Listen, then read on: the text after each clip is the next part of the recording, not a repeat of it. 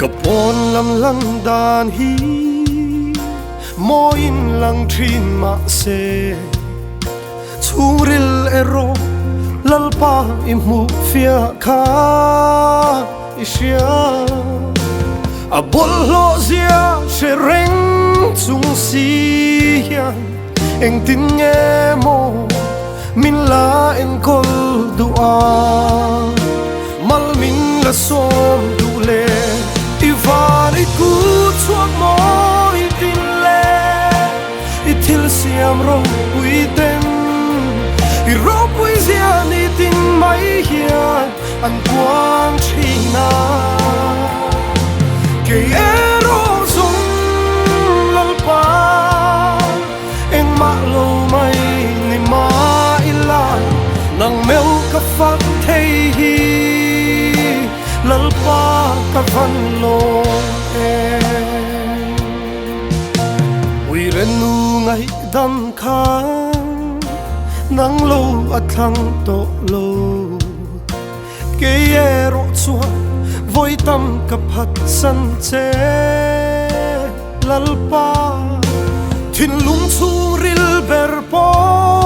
mutu kha eng tin nge mo min la mangai theya tatari tuar dule ivan iku chua mo idille itil siam ro uiten i ro pui zia ni ting mai hian an quang china ke ero zong lalpa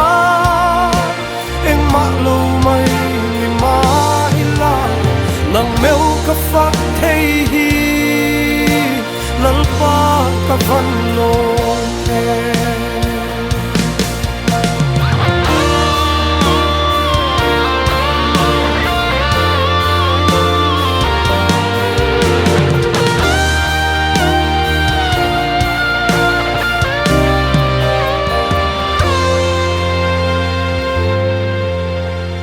chol na tur zonga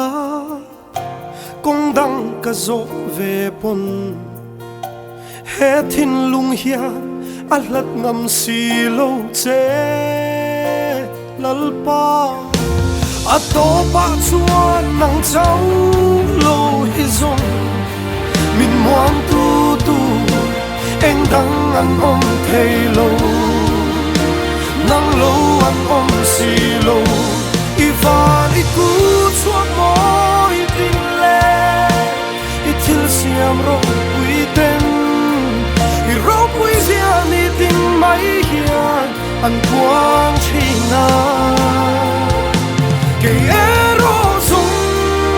lalpa eng ma lo mai ni ma ila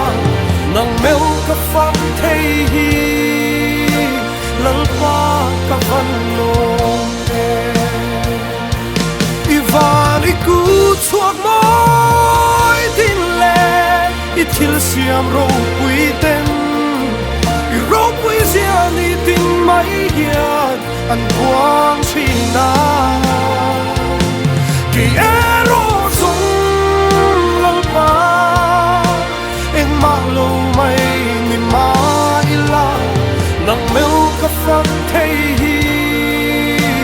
lalpa ka van lo